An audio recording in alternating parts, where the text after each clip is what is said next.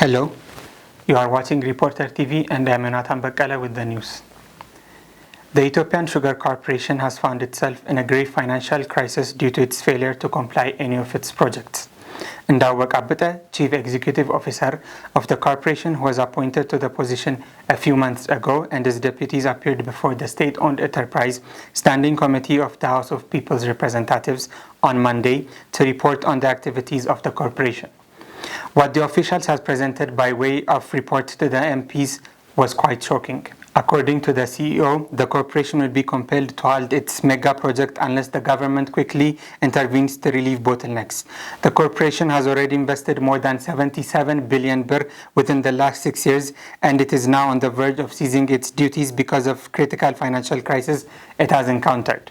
The financial difficulties are also becoming a source of dispute with its contractors, while some of them have gone to the extent of demanding their dues through a formal court process. Building 10 new sugar factories with capacities ranging from 12 to 24,000 tons of sugarcane per day and cultivating sugarcane plantation on 320,000 hectares of land in various parts of the country was the plan the corporation was tasked to undertake within the strategic period. The new management at the corporation, however, came up this week with a painful report that revealed the devastating progress in the 10 new sugar factories. According to their report, none of the 10 new sugar projects have been completed yet, after more than 6 years since their commencement in 2003.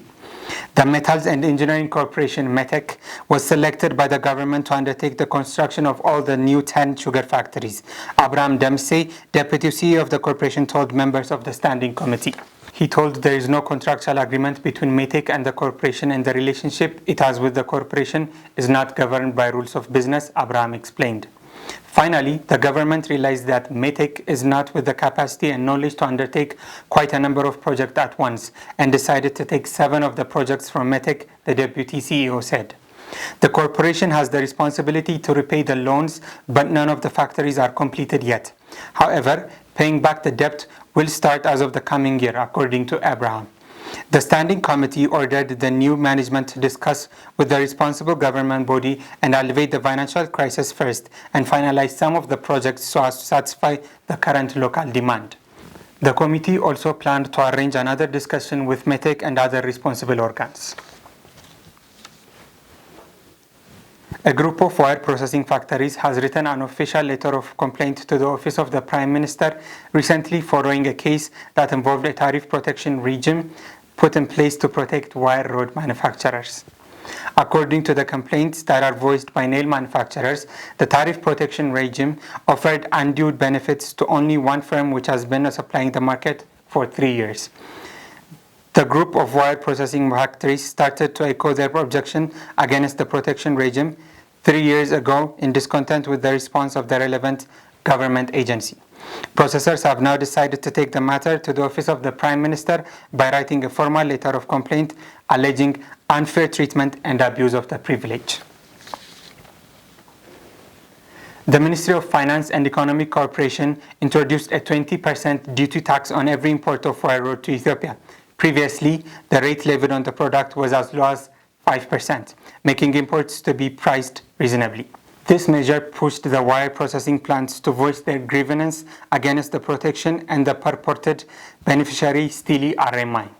According to the complaints submitted to the Prime Minister's office, a group of wire processing factories have boldly claimed that the ministry intentionally instigated situations to support market dominance of a single factory. In addition to that, Stili RMI has a sister company, Asman PLC, which dominates 65% of the wiring processing business nail production in Ethiopia.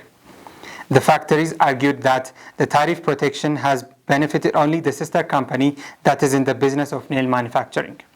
According to Ahmed Abtau, Ministry of Industry, the tariff protection is granted to whoever locally manufactures raw materials and refutes the outcries against market monopoly. Ahmed said that there could be no argument against offering a tariff protection to wire rod manufacturers. Fitei Bakala, Corporate Communication Directorate of the Ethiopian Metals Industry Development Institute, told the reporter that the protective tariff has been introduced after evaluating the capacity of the local factory, which currently supplies 120,000 tons of wire rods per year against the 60,000 tons imported. He said that the government has not banned the importation of wire rods and yet made it more expensive for importers. The Ethiopian Maritime Affairs Authority has welcomed the news that the Dubai-based giant port operator DP World has linked a $442 million deal to develop Berbera Port in partnership with Somaliland government. The agreement is non-binding but sets the basic terms for the investment that includes investing the stated amount in the port over time. The investment is dependent on the port's performance, the statement said, and will also include the setting up of a free zone. Dubai Port World said the development of the Berbera port will provide an additional gateway for Ethiopia that is needed for its growth and serve other landlocked countries along the east coast of Africa. In addition to that, the deal aims to transform the port into a regional and logistic hub. A Sudanese business delegation, which has been in town for a week-long diplomatic mission, has tabled a 30% port utilization service the government can provide to Ethiopia via the port of Sudan. Wajid Mirangani, president of Ethio-Sudanese Business Forum, told the reporter that his government is ready to serve and handle Ethiopian commodities and the movement of goods as much as 30% at the port of Sudan. He said some 100 vessels of Ethiopia's ships could dock in the port of Sudan simultaneously. During the Ethio-Sudanese Business Forum, which was held on Thursday in Addis Ababa, Mirangani told a business gathering that Sudan is ready to handle Ethiopia's bulk import of steel, wheat, fertilizer, edible oil, and the like. According to Mirangani, Sudan is in better position to extend port services with relatively cheaper costs of shipping, transits, and discharging fees. Makonnen Abarra, Director General of Maritime Affairs Authority, told the reporter that the transportation cost is one probable area that both sides need to consider. In addition to that, it is critical for the Ethiopian side to evaluate the opportunity cost and economic soundness of using Port of Sudan. In a related news, Mirangani urged the government of Ethiopia to consider Sudanese banks to operate in Ethiopia. His request came after the giant state-owned Commercial Bank of Ethiopia has been allowed to function in Sudan. Hence, Mirangani said that Ethiopia must do the same. Moreover, he asked the Ethiopian government to start implementation of the zero tariff agreement that was signed by the two governments. Nestle Waters and the owners of the Abyssinian Springs, one of the leading water bottlers in Ethiopia, announced the creation of a joint venture to carry out bottled water activities in the country. Ethiopia, a country with a population of over 100 million, is growing approximately 10% growth in GDP forecast over the next decade and seeking to attract large number of investors to make a sustainable contribution to this development. Owners of the Abyssinian Spring said, "We are very happy to welcome Nestle Waters in Ethiopia and start this strong partnership." With the launch of this new venture, Nestle will be manufacturing in our country for the first time in many years, testimony to their confidence in the future of the Ethiopian economy. According to the statement sent to the reporter, the partners of the joint venture have agreed to implement all measures necessary to ensure sustainable management of the water resources in close cooperation with the local community and with the same goal of creating shared value which guides all engagements with the Nestle Group.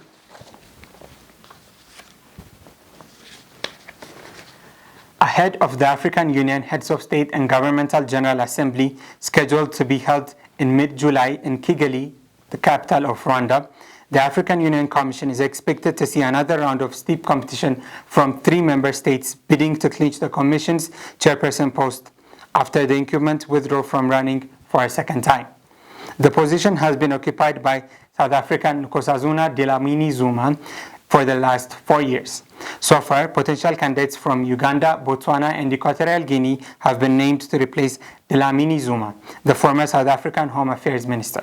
The 3 candidates for the top job are the 65-year-olds Plomini Venson Mutoi from Botswana, 60-year-old Spesizo Nagagia Wandira Kazube from Uganda, and 51-year-old Agabito Mumbwa Mukoi from Equatorial Guinea.